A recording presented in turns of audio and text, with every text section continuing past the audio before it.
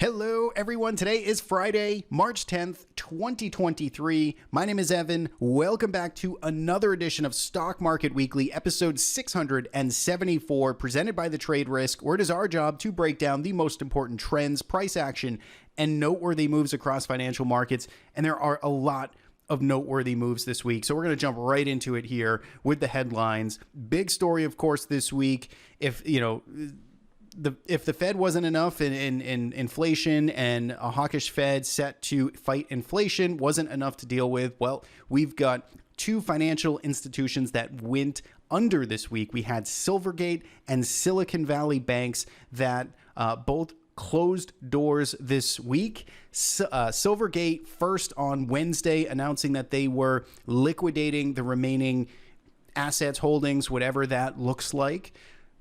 Friday, or really on Thursday, Silicon Valley Bank, SVB, trying to raise some funds to get more liquid, shore up the balance sheet. And then, of course, on Friday, we can see those attempts were unsuccessful. A classic sort of bank run on SVB, causing the bank to really go down. And TBD on really where this leaves us going into the weekend. Of course, the Fed is now stepping in. FDIC insured depositors are supposed to get funds back, I believe, next week. Most depositors with Silicon Valley Bank do greatly exceed the $250,000 FDIC threshold. I'm not an expert in this. I've been following and I don't want to pretend to have all the details here and moving parts. So I'm really sort of a spectator kind of following along on all of this. But SVB was a very large institution. Of course, really the financial institution that Silicon Valley relied on. All the small startups, lots funded through them, payroll, et cetera, et cetera. So this has definitely got a lot of repercussions around it, and we don't know how this is really going to shake up here going into Monday's session, basically, or what the restructuring of this bank is going to look like. And I certainly don't want to pretend to right now. Everyone basically on alert for contagion risk right now. Silvergate was number one, Silicon Valley Bank number two. What else out there? What is the next domino to fall, if any, right? And so this is what I think is spooking certainly the market here going into the weekend for good reason. Obviously, 2008 is still fresh in lots of traders and investors' mind, hoping that those days were left behind. I just started out trading at that time, so I don't have a tremendous amount of personal experience, going through that time. I was a very young trader investor at that time, so I was kind of figuring out everything and reading the headlines with open eyes at that point, but clearly getting a little bit of PTSD from the older investors and traders as to what's going on right here. Safety bid really coming into the Treasury markets as a reflex to all of this. The 2-year Treasury dropped like a rock. We're going to look at some stats here. There was a very peculiar kind of setup here. Obviously, the Fed has been much more hawkish. There were a lot of traders kind of leaning into the Treasury market on that short end, and really just kind of went the other direction here as lots of folks went for safety on Friday. We're going to look at those charts in a little bit. The big question is, out of the surface of this, of course, we're still figuring out what the fate of SVB and the financial institutions look like. But a lot of folks now are sort of going down to the next order effect here and basically saying, well, now the Fed has broken something, right? Now the Fed has an excuse to maintain its financial stability across institutions, and perhaps they're going to be a little bit less aggressive. And we saw that in the Fed funds rate. We'll look at that later. But now, basically markets are suggesting that we might only get a 25 basis point hike in 2 weeks versus the 50 that was essentially priced in. We did see the VIX surge about 8 points to 6 months highs. We get the S&P 500 almost back to flat on the year. So let's move into some of the data now. If we look at the 1 week numbers here, everything was very dismal and ugly. S&P 500 lost 4.5%. Nasdaq was almost 4%. Russell was the big loser. There are lots of small banks, regional banks that make up the Russell 2000, and a lot of the smaller companies, some of the companies that might actually in fact be funded by SVB or have some potential exposure there, or at least a delay in funding. And so we saw just really the underperformance there out of the Russell. International stocks doing a little bit better this week outside the United States, minus 3.61%. Notice again on the 1 month now, everything in firmly negative territory. territory on the 1 year, everything in firmly negative territory.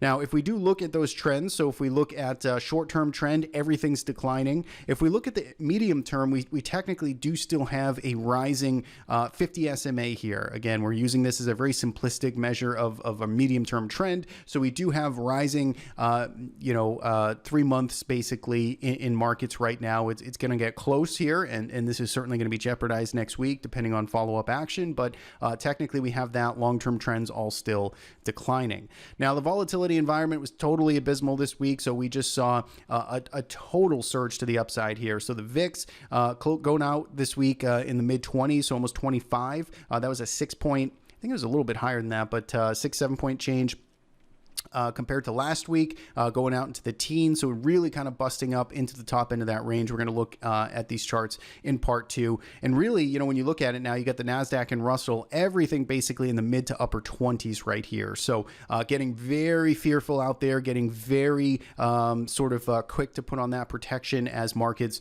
really did see a pretty accelerated sell-off. Now, I wanted to kind of point this out here. So this is from Jim Bianco. Here's his Twitter handle right here. So I'm pulling this exactly from him. This is not my data, but basically, he was looking at the 2-year Treasury, and it was down 44 basis points over the last 2 days since Wednesday's close. There were only 4 other days. I think he went on to correct it. There were 5 other days in the last 40 years that have seen larger 2-day moves. One was October 20th, 1987, September 14, 2001, September 15, 2008, September 29, 2008. All those dates probably fairly familiar. There's a description right here, and here's the actual chart. And so basically here you can see that the action that we saw over the last 2 days here lining up with some very, very significant days in history here, as again we saw that real big flurry kind of step in here for safety on Friday, bidding up treasuries. Looking at it this way here, as we mentioned at the top of the video, so we got the next Fed meeting on March 22nd, and basically it was not a lock, but nearly a lock, where the market was pricing in a 50 basis point hike as the Fed really kind of went on their tour circuit and said, we got to fight inflation even harder. We're going to stay longer and higher. And we saw some of the hot inflation data start to come through over these recent prints that we had. And then suddenly, basically in a day or two, the market totally flipped here its expectations, and we're now pricing in a 2/3 chance that we're only going to get a 25 basis point hike coming up in the next 2 weeks. So TBD on this, but clearly the market is really staying dynamic here on its pricing model in terms of what the Fed is going to do. Now, in terms of actual data and numbers, let's look at market breadth here. 52-week highs and lows. We are finally now back to more new lows than new highs. So again, we've had this steady march basically starting in January, where we started to get the number of highs in the NYSE outpace the number of stocks hitting 52-week lows, and now that has finally flipped back to the bear side here. So we had a total of about 409 new lows made this week, 257 on the upside, so that gave us a negative 152 stocks advancing to the downside. Friday's numbers were preliminary here, so again, I don't have the final numbers. I'll have to update this after this video, but you get the gist. I do think the ratio would stay roughly the same. Now, if we look at put-call ratio, so I'm using IBD's put-call ratio that they update every day. As a reminder here, before I forget, IBD is entirely free for, I think it's just for the next few days. So I tweeted about it earlier in the week. No credit card, no anything. Just put in an email address and you can get access to their IBD digital product.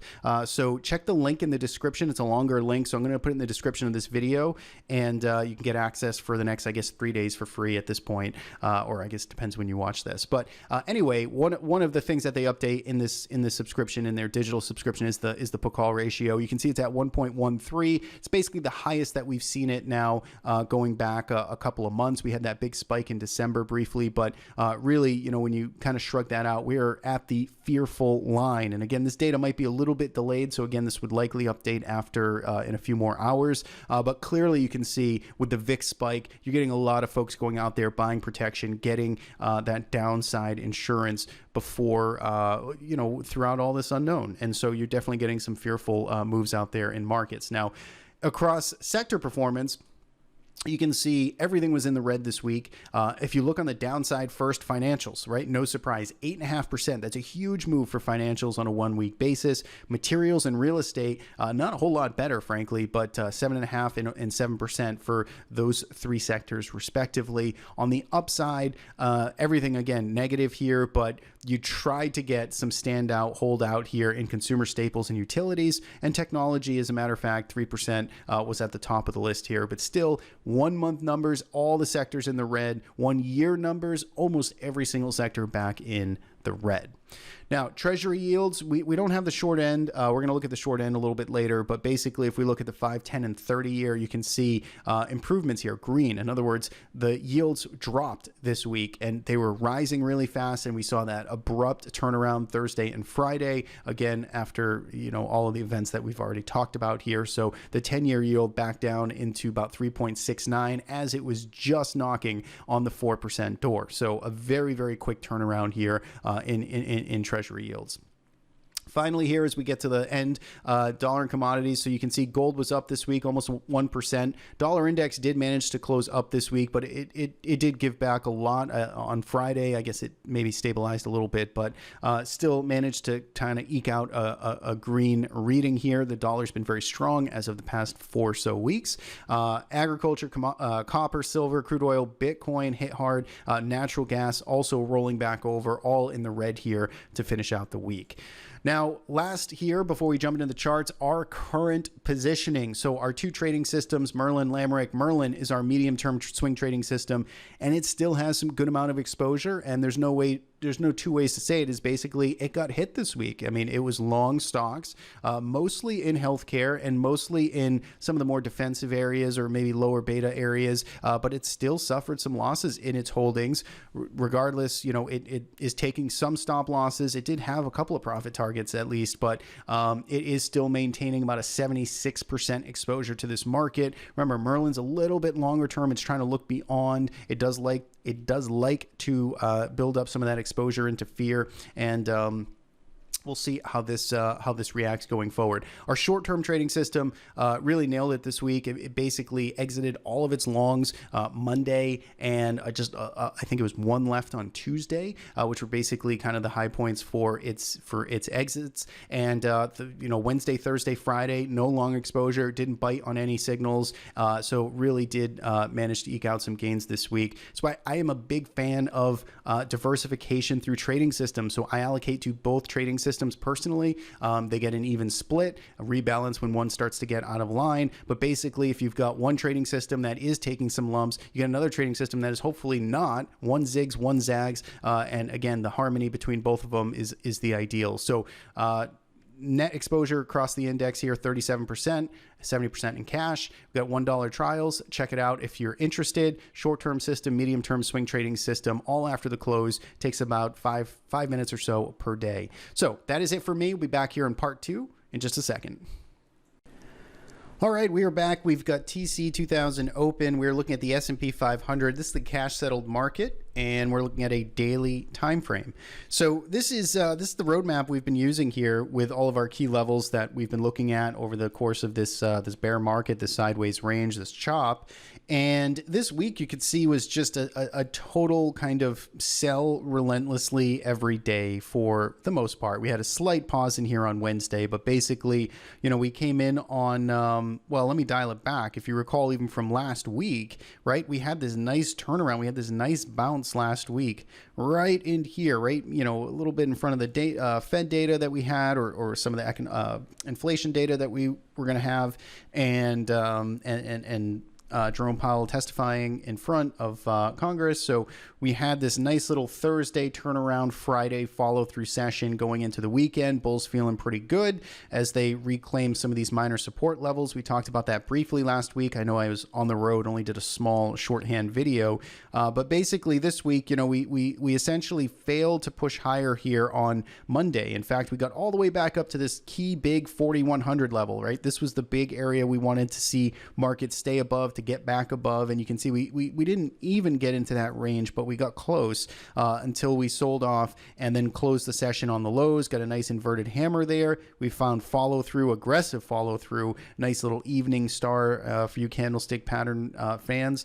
We got a nice kind of, evening star topping pattern here. We saw this one brief pause here on Wednesday, and then of course Thursday, Friday, this is how things got followed up. And the way we closed out the week was slicing through another very critical support area around 3,900. We haven't had to deal with this in quite some time, but if you recall, 3,900 goes all the way back to, basically May time of 2022. Markets found support there. They bounced pretty aggressively, did a nice little double bottom here, rallied up, then they sliced through, then it was resistance, and then markets bounced again off them in September, resistance in late September, failed in late October. So you get the point. It's been a very influential sort of horizontal area point of control. And Friday here, we sliced directly through it on heavy volume, on rising volume. So clearly the technical picture here for the S&P 500 looks pretty bleak. We've just,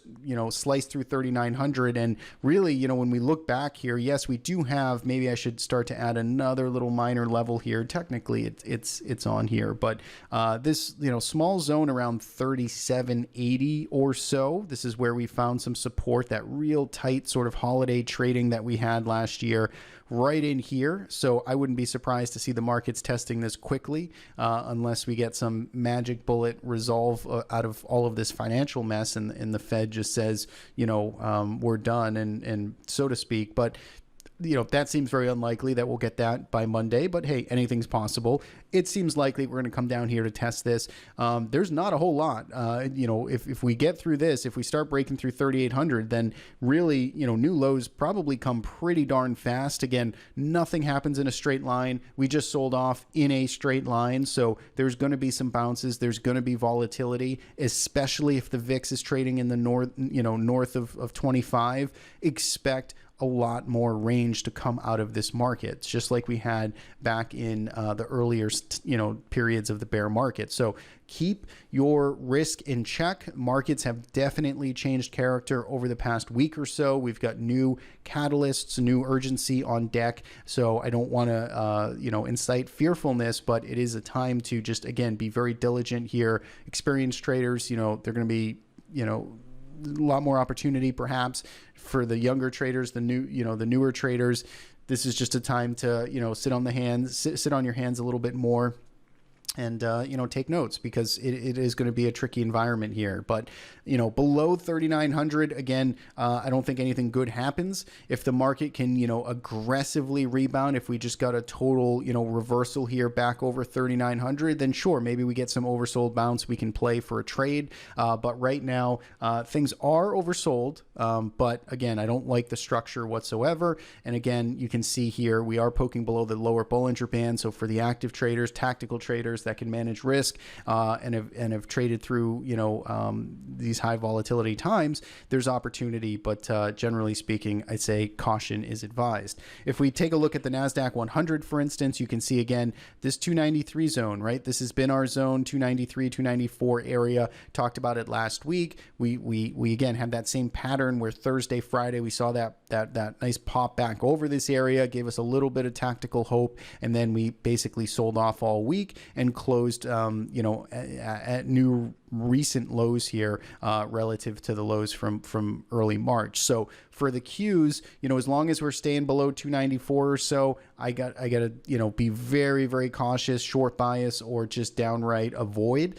We do have a, level down here around 280 or so, which once again was kind of a big chop zone, an inflection zone in this market. That's only 2% below us. That could be hit on Monday. So again, I wouldn't be surprised to see that tagged and tested. And if you do want to, look at some measured moves here, let me see if I can clean this up a little bit. So the way I do like to look at markets and just get a little inference here on where we could potentially be going to, if we drew this out here again as a potential two-legged move, this brings us right down to 280, which would be a perfect kind of test of that support. If we go back to say S&P 500 here, and again you look at this similar type of two-legged move here, which markets do like to move in symmetry here. That gets us down to, again, that holiday time consolidation. So there is, some pretty good some pretty good tests coming on here from a technical perspective. That would be nice. Another day of selling on Monday or Tuesday, and then setting us up for some type of bounce or reaction from there. But again, we've got a lot of catalysts here, so there's plenty of reason to err on the side of conservatism. IWM here, you can see really just getting very loose and sloppy. Heavy volume coming in, two big expansion bars to the downside, really falling back into this old range here. So this looks like it needs at minimum just time to repair itself. This does not look like a healthy, kind of pullback anymore. If the healthy pullback would have been holding over 187, 186, and clearly, we just sliced through that and really, kind of ripped to the downside. We are oversold, of course. We're entirely below the lower Bollinger Band, so just don't get tripped up if we get, a green candle here or something. It just still looks like a mess, just generally speaking. So those are that's kind of the read there on the general market here. Let's take a look at let's go to Silvergate first. So Silvergate, again, this is the first bank that decides to liquidate earlier this week. Silvergate Capital, I mean, this was a stock that I owned. I actually had a good position in this, a good sized position on this early, this 2020, 2021 timeframe. This was a stock I was playing in kind of that crypto basket, and I discovered it around, the 20s or 30s, or that's when I at least took a position, had a good trade in this into the hundreds, and then started to manage it here. This was always a longer term outlook trade, but ultimately, as we started to chop around more in here, it became more of a trading vehicle for me. And then it was right on this session here. I mean, and again, this was arguably late, but frankly, going back to November, the late time of 2022, when we started to finally gap down and lose all of this support in here, or all of these prior inflection, this band is what I was essentially framing this this price action with. This day right here was the day I liquidated all of the remaining shares I had in Silvergate, which were small at this point because it was a tactical vehicle for me, and it was just totally downhill here. And the reason I bring this up is because without knowing in advance the financial danger, I mean, the market sniffs it out. Price action rules all. And, when you start to see these bigger trends, these bigger levels, and these bigger breakdowns occur, you don't have to get too sophisticated in reading into all the financials or understanding specifically what the heck's going on. The market is clearly voting, and, nothing good happens when you start to lose these big levels. Now, SIVB was certainly a little more sudden here, and certainly off the backs of Silvergate. I mean, this one clearly, had this big, epic run up in 2021 with most stocks, in fact, and then it was just more in a gradual downtrend here. It did have this, pretty big gap down in late last year, but it started to recover, and then of course, it was pulling back, and this one was a little bit more sudden, to say the least, and clearly didn't even open for trade here on Friday. So those were the two banks, and of course, when you look at, say, the regional banking ETF. So if you look at KRE is clearly in the insights or in the sites this week. You can see just how much damage and how much exodus and liquidation occurred here over the past 5 days. You can see volume peaking up here. If we look at our rolling returns TC2000 layout, take a look here at, say, this bar right here, which is daily movements displayed in ATR. So you can see basically we had this big 4 ATR move on Thursday with KRE index falling, what was it, 8%, which again, for banking ETF here, regional banking ETF, you don't see these types of moves all that often. I mean, you got to go all the way back. You clearly had a day or two in the height of COVID that peaked up at these levels, and you can also see volume just totally expanding to the upside. So that's how you have very significant moves taking place in KRE and some of these other institutions. Also on TLT. So I think TLT is interesting here as we move into really any of the bond funds, treasury funds. TLT here on Friday. Take a look at its ATR move here, going two ATR move, 3.5% to the upside here. TLT. That doesn't happen too often. This layout is basically designed to show kind of the outliers of the big moves, the important moves here. from a historical context and a volatility context. And so you can see, again, the big move here in TLT. You can go right down the list here, go to IEF, really off the charts here, 2.7, going all the way back to some of these bigger volatile days here in September and October. And so clearly, again, you can see just the market really moving and flipping directions here in a lot of these bond funds on Friday. So that, I think, was most of what I wanted to discuss. Lots of risk out there, lots of fear out there. Actually, we didn't touch on the VIX. Let's just look at that real quick. So if we take a look at the VIX here, you can see scorching to the upside, breaking out to new 6-month highs, got into the mid-20s here. And so, you know, if the VIX is going to hang up in the 25 plus area, you just have to be cautious. You have to be careful. That's implying some very large daily moves. Don't have the math on the top of my head, but basically, you know, that's when things are going to move pretty quick here intraday, and those ranges are definitely going to expand. So just keep an eye on that. Keep a check on your risks, and we'll see how the situation evolves. There's going to be lots of headlines this weekend to see if there's any salvation there for the Silicon Valley Bank. But that's all I have. I'd love to know what you think. Leave a comment below. Let me know, do you think we are heading to new lows in the S&P 500 or the Nasdaq? Do you think we're going back to retest last year's lows, or do you think this is sort of the capitulation leg here, where we're getting the final shoes to drop, maybe wearing out the bulls here before we finally start to make a more sustained uptrend? Where do you fall on that? What's the sentiment? What are your thoughts after this week? Leave a comment below. Would love to read it. And as always, I want to thank you for tuning in every Friday. Long form market analysis just like this. Stay safe out there on the weekend and going into Monday. Best of luck trading, and we'll hopefully see you back here next week. Take care.